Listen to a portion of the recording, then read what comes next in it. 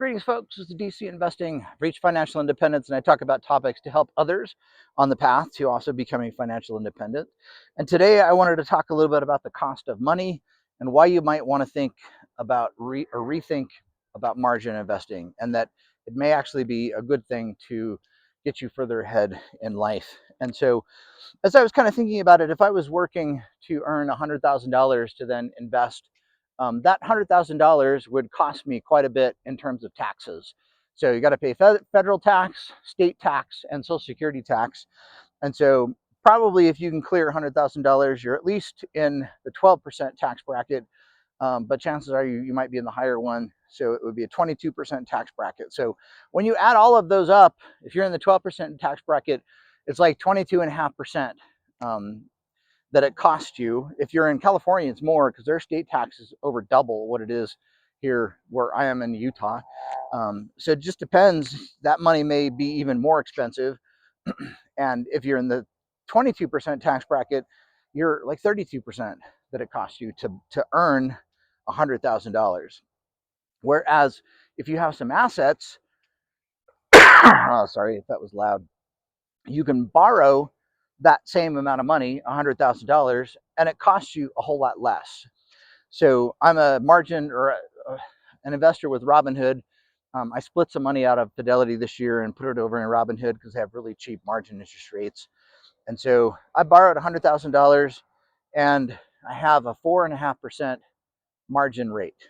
So that money only cost me 4.5% to use it this whole last year. Whereas if I worked for it, it would have been over 22% and possibly 32%, depending on what my total salary was. And there's times when I'm in the higher 22% bracket, sometimes where I'm in the 12% bracket. So I just wanted to pose that to you as something to rethink, is that there is a cost to money. Working for money not only costs you time in your life, but it also costs you expenses and taxes. And just borrowing $100,000 is a whole lot more cost efficient than working for it. Because assuming I'm in the 12% federal bracket, it takes 5 years of time before what the Robinhood margin interest rate costs me to where I break even at the same. Because if I work for $100,000, I actually have to make $123,000 to have a cleared $100,000 in the first place. Whereas just borrowing it from Robinhood for a year, 4.5%.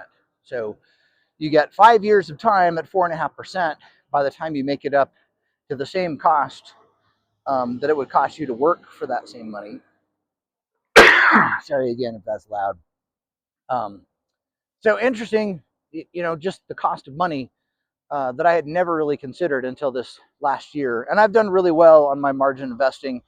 The things that I put money in are up over 30%. So I've actually made like $31,000 from borrowing this $100,000.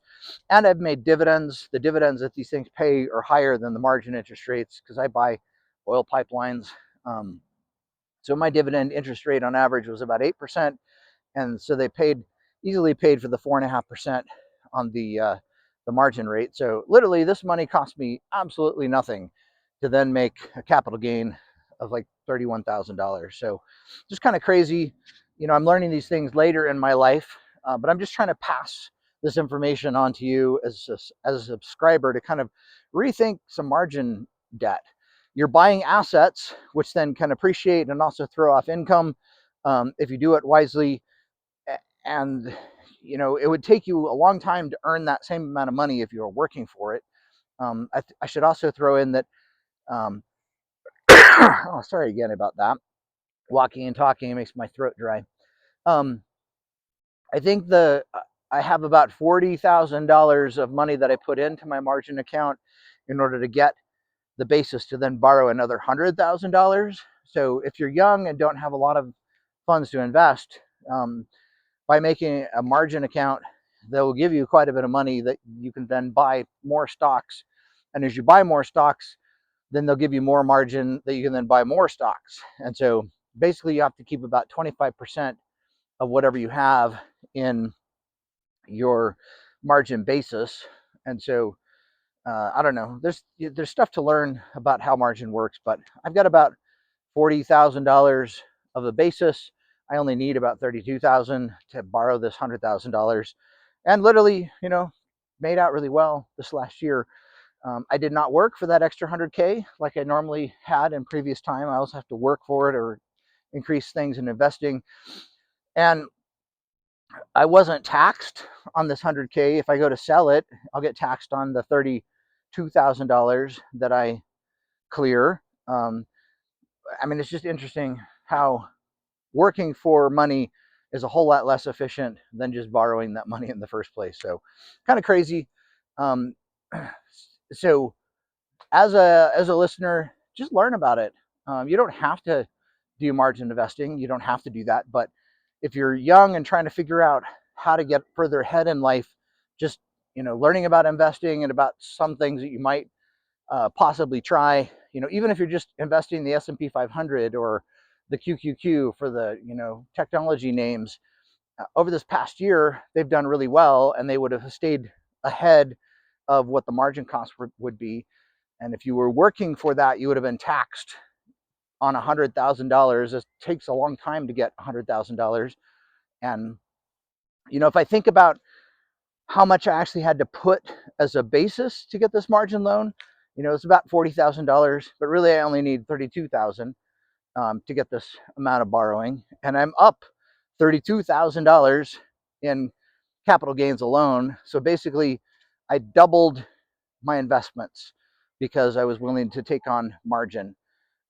Getting a double is hard in the stock investments. I know there's a lot of stocks out there that have doubled or tripled, or if I'd bought more of the technology names like Micron or SanDisk or whatever, could have been up a whole lot more. But anyhow, from the basis of what I put into this account, it is a double in terms of the capital gains and the dividends that I got.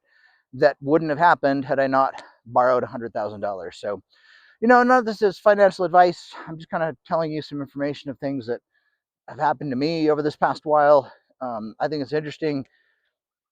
Up till last year, I had never borrowed money to do investing. I did try to experiment, and it's been remarkably successful over this past while, which I think is really interesting. So, just food for thought. Like, subscribe. Thanks for being here. Leave a comment if you want to. I do read all the comments and answer them, and so hope anything that I have said might be of interest to you. And we'll see you. Bye.